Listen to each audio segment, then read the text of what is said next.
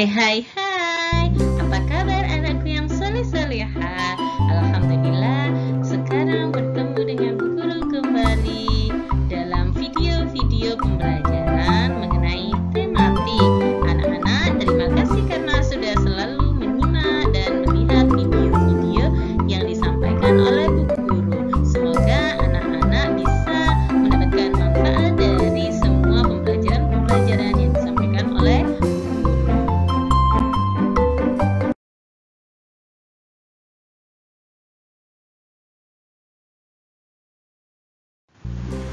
Assalamualaikum warahmatullahi wabarakatuh. Anak-anak, sebelum kita memulai pembelajaran, kita awali pembelajaran hari ini dengan membaca basmalah bersama-sama terlebih dahulu. Ayo anak-anak, kita baca basmalah bersama-sama terlebih dahulu. Bismillahirrahmanirrahim. Alhamdulillah, semoga dengan bacaan basmalah tadi ilmu yang kita dapatkan bisa bermanfaat dan kita bisa dimudahkan oleh Allah dalam mendapatkan ilmu-ilmu pada hari ini. Baik anak-anak, sekarang kita memulai pembelajarannya ya. Materi yang akan kita pelajari hari ini adalah kewajiban dan hakku di sekolah. PKN tema 4, subtema 1, kelas 3. Jadi tujuan pembelajaran hari ini adalah kita dapat mengetahui sikap sesuai dengan makna bersatu dalam keberagaman di sekolah. Terus memahami makna bersatu dalam keberagaman di sekolah, itu adalah tujuan pembelajaran kita hari ini. Oke anak-anak, selanjutnya kita akan membahas lebih jauh mengenai kewajiban dan hakku di sekolah. Pertama-tama, kita akan membahas terlebih dahulu mengenai hak. Hak adalah sesuatu yang mutlak menjadi milik kita dan penggunaannya tergantung kepada kita sendiri. Jadi hak itu adalah sesuatu yang kita dapatkan karena kita sudah melakukan sebuah perbuatan yang memang bisa mendapatkan hak tersebut.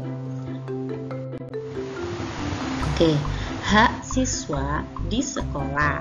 Yang pertama adalah siswa mendapatkan haknya dalam mendapatkan ilmu. Jadi siswa itu berhak mendapatkan ilmu pengetahuan yang disampaikan oleh Bapak Ibu guru yang ada di sekolah. Kemudian nomor 2, siswa berhak untuk mendapatkan bimbingan dalam belajar.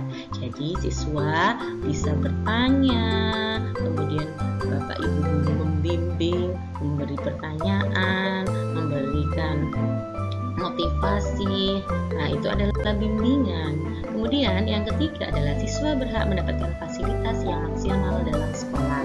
Jadi kalau kalian sekolah, kemudian di sekolah fasilitasnya sudah ada, kemudian tempatnya bersih, rapi, itu merupakan hak kalian. Kemudian yang nomor 4 adalah siswa berhak mendapatkan haknya dalam belajar dalam suasana yang aman. Jadi tidak bising, aman, tidak terganggu oleh hal-hal yang tidak baik. Itu adalah hak siswa. Nomor 5, siswa berhak diperlakukan secara baik dan tanpa pilih kasih oleh gurunya. Jadi seorang guru tidak akan melakukan pilih kasih terhadap siswa-siswanya, baik itu anak yang pinter maupun anak yang masih kurang bisa memahami. Harusnya sebagai guru pasti kalian yang tidak bisa memahami pun akan berhak mendapatkan perlakuan yang sama ya. Itu juga dengan status sosialnya, ada yang kaya, yang miskin, itu sama semua, tidak ada pilih-pilih. Jadi itu merupakan hak siswa. Contoh hak siswa yang ada di sekolah. Sekolah yang indah dan rapi, itu adalah merupakan hak siswa di sekolah. Setiap siswa wajib menjaga sekolahnya agar indah dan rapi. Ini termasuk kewajiban. Di dalam Di dalamnya ada banyak pohon yang terawat. Ini hak siswa mendapatkan tempat yang sejuk, melihat pemandangan yang indah, kemudian pohon-pohon membuat udara segar dan sejuk, jadi mendapatkan oksigen yang bagus, itu termasuk hak siswa. Oleh sebab itu guru atau kepala sekolah sudah memberikan penghijauan di sekolah. Kemudian kalau seperti itu semua sudah disediakan, sekolah menjadi indah dan rapi, membuat siswa semangat belajar. Itu adalah hak siswa. Akan tetapi banyak sekolah yang belum indah dan rapi. Maka dari itu tidak bisa hanya dilakukan oleh bapak dan ibu guru saja, tapi juga ada andil anak-anak. Jadi anak-anak pun harus menjaga sekolahnya agar rapi dan indah. Bekerja bersama-sama untuk mewujudkan hak kalian juga masing-masing. Karena kalau kita sudah melakukan kewajiban, kita pasti akan mendapatkan hak kita masing-masing. Oke, selanjutnya yang kita bahas adalah mengenai kewajiban. Kewajiban adalah sesuatu yang harus dilakukan dengan penuh rasa tanggung jawab. Jadi kalau kita mendapatkan tugas, berarti tugas itu harus kita lakukan dengan penuh rasa tanggung jawab, karena itu merupakan kewajiban kita sebelum kita mendapatkan hak yang kita dapatkan. Nah, jadi kalau kewajiban siswa di sekolah itu apa saja ya? Nah, yang pertama adalah 1. Membuat PR. Apa membuat PR, mengerjakan tugas, apapun yang diberikan oleh bapak ibu guru, kalian melakukannya. Itu kewajiban kalian. Ketika kalian di kelas membuat gaduh, pasti guru tidak senang. Tapi kalau kalian di kelas menata bangku, kemudian menata kelas menjadi indah, kemudian tidak ramai di dalam kelas, mengerjakan semua tugas-tugas bapak ibu guru, pasti kalian berarti sudah melakukan kewajibannya dengan baik. Kemudian yang kedua adalah belajar dengan tertib. Belajar dengan tertib berarti tidak membuat gaduh di dalam kelas. Itu adalah kewajiban sebagai seorang siswa. Nomor 3, mematuhi tata tertib. Jadi dalam setiap sekolah itu pasti memiliki tata tertibnya masing-masing. Kita sebagai seorang siswa, kalian sebagai seorang siswa itu harus mematuhi segala aturan-aturan yang ada di dalam sekolah. Nomor 4, memenuhi kewajiban membayar uang sekolah SPT, ya, SPT atau SPP.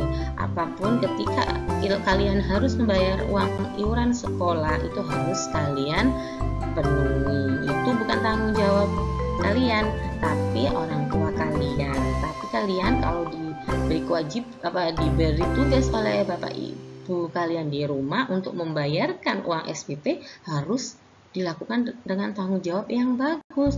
Ketika kalian diberi uang, harus langsung dibayarkan ke bapak ibu guru yang ada di kelas ataupun ada di kantor, ya. Kemudian nomor 5, mendengarkan dan melaksanakan perintah guru. Itu merupakan kewajiban-kewajiban yang harus kalian lakukan. Jangan sampai kalian membuat guru kalian memerintahkan sesuatu terus kalian tidak mendengarkan. Itu tidak baik. Harusnya kalian mendengarkan, kemudian kalian lakukan, ya. Jangan lupa, karena kalian kalau sudah melakukan kewajiban-kewajiban tadi, pasti kalian akan mendapatkan hak atau hak kalian akan terpenuhi.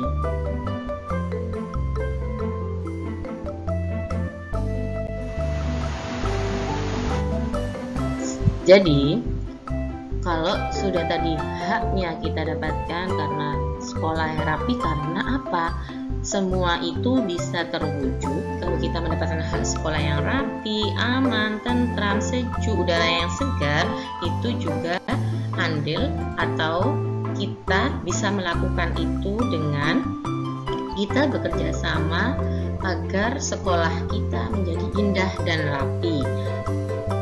Jadi semua ada pohon-pohon maupun tanaman-tanaman yang ada di sekolah dirawat bersama-sama. Jadi kalian harus bergiliran menyiram ketika ada lihat tanaman atau pohon yang kering, kalian harus tahu. Ataupun kalian melakukan itu setiap hari secara bergantian untuk menjaga lingkungan kalian tetap sejuk dan segar. Kita harus bisa menghirup udara segar, itu hak kita kan.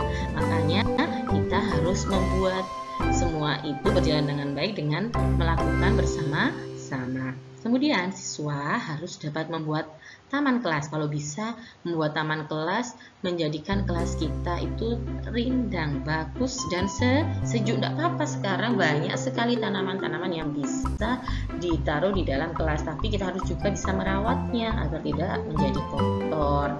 Ya, kelas juga harus bersih dan rapi. Kalau meja guru harus tertata rapi. Ketika meja gurunya berantakan, kalian bisa menatahnya. Nanti Bapak Ibu guru pasti akan senang sekali. Kemudian papan tulis harus selalu bersih, jangan lupa untuk menggosok. Kursi-kursi dan meja juga tidak boleh ada coretan. Itu semua adalah kewajiban-kewajiban kalian, karena kebersihan lingkungan merupakan salah satu kewajiban dan hak semua siswa, sehingga kita dapat mendapatkan hak kita. Sekolah itu aman, kemudian bersih, rapi, indah, enak dipandang, sejuk juga ya.